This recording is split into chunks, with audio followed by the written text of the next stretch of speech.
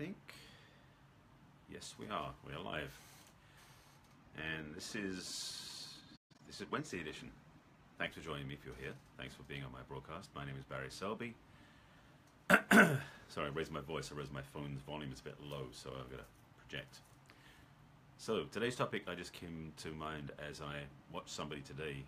Actually, it was at Costco, of all places, and saw a woman walking out to her Porsche, a white Porsche in a white outfit with a perfect tan and her accessorized body. It was quite an interesting experience. So it brought up this idea about being real. So I want to get to that and talk about that in a second. So before I jump into that conversation and attempt to be constructive versus destructive, let me start with my name. My name is Barry Selby. I am a best-selling author, speaker, and relationship attraction expert for strong, successful women, helping them find balance in love, life, and business. I'm also a passionate champion for the divine feminine, which is what's triggering this a little bit for me. And I do this broadcast every day. And today's topic, today's conversation is about being authentic versus pretending when it comes to love and relationships. And for me, it's a bit challenging when I see people putting on a mask or an appearance or what's I'm looking for? A mirage of looking, to be honest, when it comes to dates. And this works on both genders, although women seem to have more room to play in this area and certainly work harder for it, which is one will help you to stop doing that because it's way more effort than you need. I actually saw a very silly video online that showed a comparison between the third date and the 30th date. And if you can imagine this on the third date, where they're going to a restaurant, candlelit restaurant, and she's ordering the salad with the dressing on the side, and he's ordering something very nice and elegant too. And on the 30th date, he's yelling out to his honey, what's for dinner? And she's busy stuffing her face with pizza. And it's this idea that the walls come down as time goes by. Well, I'm not saying on the first date stuff your face with pizza, but I am saying that the idea of having to start at a very high level of perspective, of pretense, and a perspective of I'm perfect and everything's okay and so are you, so we can pretend that's the case, and then as time goes by the standards decrease. Maybe it's better if you start at being authentic. Now, before I start, I'm starting to hear all the ideas coming in your mind as I say this, that there's this permission to really get carried away. And I want to say, that's not what I'm talking about. But being authentic is different from being a slob. Let me be really clear about that. There are plenty of opportunities to be transparent, to be real and authentic, whilst you're still being nice and polite and in reverence for your partner. So when you're on your first date or your 100th date, ideally you're the same people. To reflect what I said at the beginning, that I was at Costco earlier today, and I saw this woman coming out of Costco that got my attention because she was dazzling. I mean, she was dressed in white shorts, white tank top, and she was very shapely. And my intuition, shall we say, was feeling it was artificially enhanced. She had definitely, her face looked a bit surgically improved, and she basically took her cart out to a nice white Porsche 911 that was probably maybe a year old. Actually, probably less than that. And it got me thinking about how much of her is authentic. Now, I'm not judging her necessarily about that, or it may sound like that way. Sorry, I'm just seeing a question come up. Do I talk about infidelity and broken trust? I can, but this topic is on a different topic right now, but I will happily bring that up another time if you want me to. So rewind a second. So my intention is not to judge this woman, but she models something I'm very aware of, being living in LA.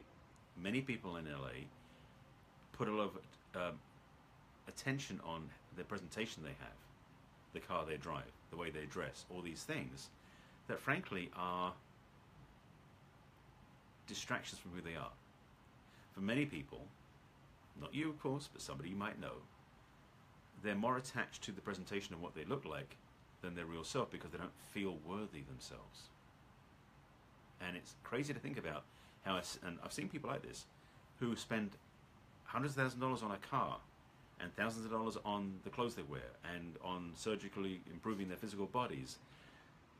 Because I firmly believe for many of them, their self-valuing, their self-worthiness, their self-confidence is predicated on how they look, not how they feel. And that's where a lot of people have to do some work. I mean, I have been around a lot of people who I feel their egos being very fragile because they're so attached to everything that looks right on the outside, which puts them in a very dangerous position, because if anything happens out there, like their car gets stolen, or they get tomato sauce dropped on their white clothes, or whatever that is, that injures their appearance, quite often they will go, to be blunt, apeshit. They will get crazy and upset and really distressed because their appearance has been impacted by something. When you are someone who really starts to learn to love yourself, appreciate yourself, and value yourself for who you are, which I've learned to do myself and help my clients with this, what happens to my external world, what happens to your external world, doesn't impact who you are, doesn't impact how you feel about yourself, and doesn't impact how you actually respond. You come from a much more calm place in a way, not out of controlling yourself and like bottling it up, from a place of basically you're being clean about it. If something's wrong, you talk about that being wrong, but you don't get blown up upset. You don't go grab a gun and shoot them. You don't go off the deep end. It's about internal versus external valuing, and also internal versus external truth. So, to get back to the original title, I'm looking how I got from there to here, but it's the way it came out. At the beginning of this, talking about, if it's okay to be real, especially on the first date, I would say I recommend it highly that when you're on the first date, you're real. Because that's going to come out at some point. And in some ways, it's deceptive not to. So when you've been out on your first date, second date, third date with these partners, these possible partners, I'm talking to men and women, so I'm not saying he or she, and you've basically been on these first, second dates on your best behavior, but then 5, 6 dates down the road, you're going to start becoming less polite, less on your best behavior, you're going to start dropping F-bombs, you're going to start becoming crass. If that's your natural way of being, do it on the first date and scare the hell out of them and get them out of your way. Because they're going to leave after 4 dates or 5 dates anyway. So be real. Now, one of the things I'm very passionate about for the men out there is to be a gentleman around women. And it's not tied to your first date versus every other date. It's the way you live your life. I'm grateful to think that most of the time around women, I will open the door for them. I will be I will be deferential, that's the word I'm looking for. It was in there somewhere. In terms of also respecting them, helping them with their coat. Although in LA it's kind of silly because it's too damn hot for coats. But it's being that gentlemanly place inside around women. If every man did that naturally, they wouldn't have to do it they wouldn't have to force it on the first date and forget about it on the third date. They would actually be comfortable being themselves wherever they are. I highly encourage men to take on that responsibility, to be that way around women. Now, ladies, for you, this is going to give you both homework. It's easier to be a gentleman when you're a lady. Sorry, let me say it another way. It's easier to be a gentleman when you remember and act like a lady. Some of you may go, but of course. Some may go, what do you mean? Many of you ladies out there have taken on behaviors and patterns to succeed in the world, and you don't give us room to be gentlemen. I did a Facebook Live last week, I think it was, about ladies let men be men. Because in some ways we're both holding ourselves back. We men can be better, more gentlemanly, can be more in our masculine leadership and in our purpose-driven way of living. That's a whole bunch of stuff I talked about a couple of days ago. But ladies, you can also be in a place that allows that, and in fact inspires that in men, by being a woman who allows men to take care of her. Not a victim, not a damsel in distress, but a woman who stands in her strength, in her truth, but also knows that there's places a man can thrive in that she can help him with, and respect him and allow him to take up the space. A true, powerful relationship of authentic, transparent way of being that is not pretense, that is not faking it, is where both partners are transparent to each other.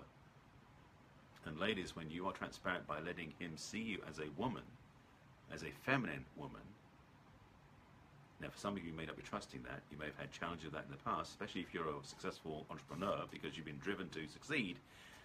When it comes to love life, you might be challenged by that. But if you can let him in to see you that way, and if he steps up, because if he doesn't, you kick him out. Let's be clear about this. You don't give him permission to walk all over you.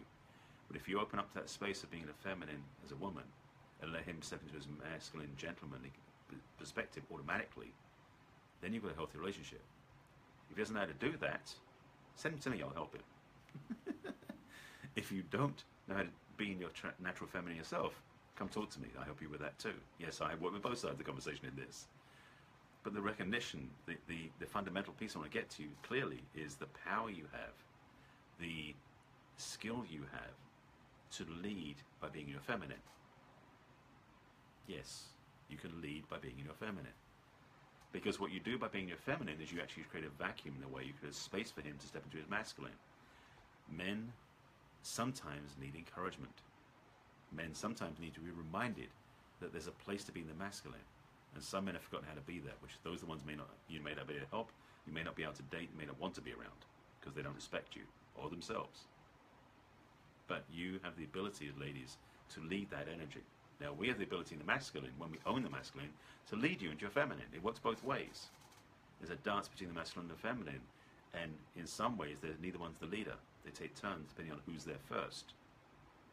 So, I'm realizing this is going to open up a whole different conversation. I'm not going to talk about it now, because that could be a whole other conversation, which I might do tomorrow, although the other question that came up today I may put in there as well. Yeah, I think I'm going to leave it at that. I'll give you some food for thought, I hope. If you have questions, please put them below. I will answer them. This topic is I'm seeing like several different directions to go in. I'm just going to leave it in this beginning stage because you can go deeper. But I'd love to get your input. If you have thoughts about this, questions, perspectives, if you need help, message me directly. Direct message me. If you have any questions, please reach out. This is one of an ongoing series of talks. This is number 97 in an ongoing series of Facebook Lives. There are 96 of them out there before this. You can watch them on my website, on the video blog. You can watch them on my business page on Facebook. You can also watch them on YouTube channel under Messages from the Masculine. So with that, thank you for watching. Thanks for your comments. Thanks for your loves and likes and taps. I'll be back in tomorrow. And again, if anybody you know should watch this, please share it with them directly. If you have any groups to share this with, I appreciate that too. All right, I'm signing off. Thank you for watching. I'm back in tomorrow with number 98. Indeed. Take care of yourselves, and I'll see you again soon.